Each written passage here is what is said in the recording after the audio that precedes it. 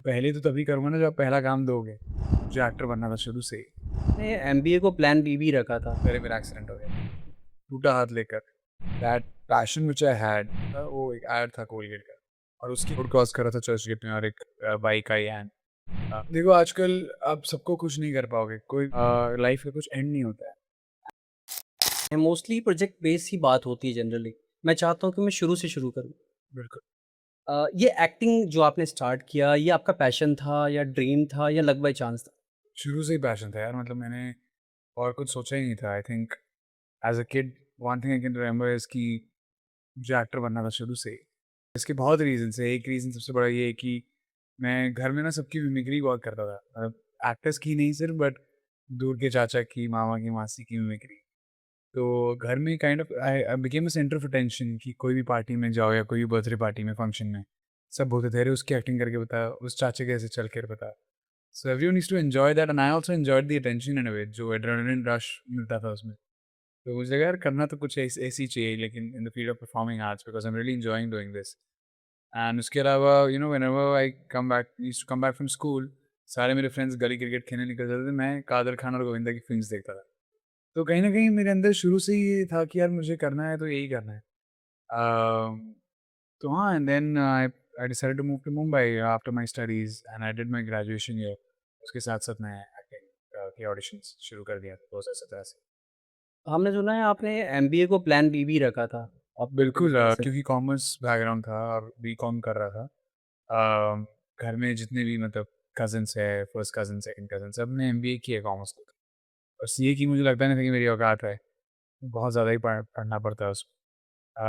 और मेरे performing arts में मेरा ज़्यादा वो था शुरू से ही interest.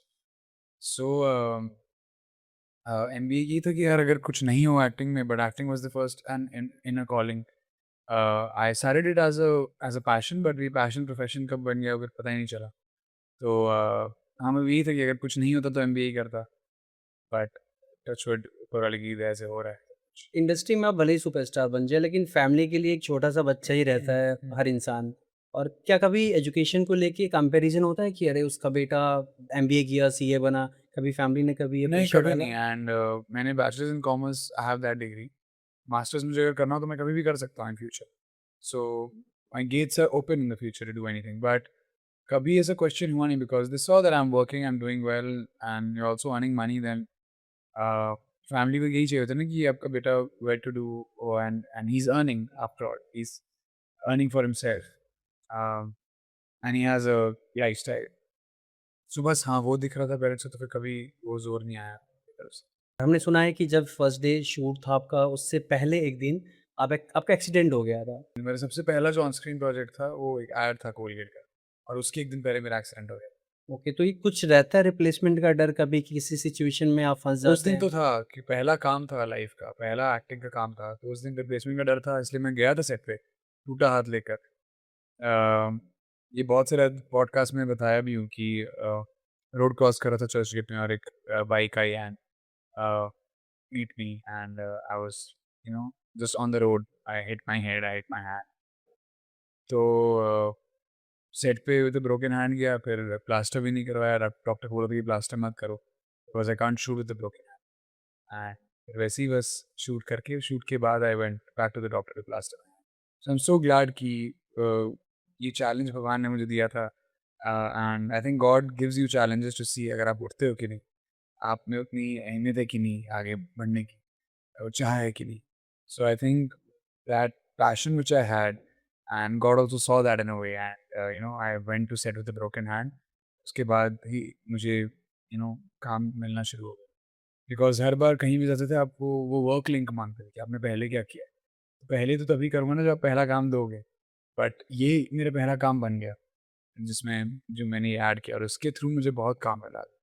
So I am so like I am really like lucky enough and I am grateful and happy that I went on set और मैंने उसको कुछ ये नहीं किया कि मेरा एक्सीडेंट हो गया तो मैं नहीं आता। द आर्चिज़ के बाद क्या बदला है ऐसा जो अचानक कुछ लगा? क्योंकि उन लोगों की उम्मीदें बहुत ज़्यादा थी उससे और सच है क्योंकि रिव्यूज़ बहुत सारे हैं, उस उम्मीदें पे नहीं खड़ा उतरा जो फ़िल्म थी। बहुत ज़्यादा लोगों ने पसंद किया, लेकिन एक एक्सपेक्टेशन होती है कि बहुत ज़्यादा हाइप क्रिएट क्योंकि बड़े-बड़े स्टार किड थे उसमें तो। देखो आजकल आप सबको खुश नहीं कर पाओगे, कोई भी आप हर चीज़ों की ट्रोलिंग होती है। चाहे आप अच्छी फ़िल्म बनाओ, चाहे बुरी फ़िल्म बनाओ, हर एक बंदे को खुश करना मुश्किल है। आप जब कोई डायरेक्टर या कोई राइटर भी फ़िल्म बनाते हैं तो वो हर एक इंडिविजुअल को माइंड में रखकर नहीं बना सकते because everyone has a different personality, everyone has a different mindset. Of course कुछ लोगों को बहुत पसंद भी आई थी, कुछ लोगों को नहीं आई थी, व्हिच इज़ फाइन। सबके पास फ्रीडम ऑफ स्पीच है। तो हमारा बस यही कि you have to just work on a project and then just move on.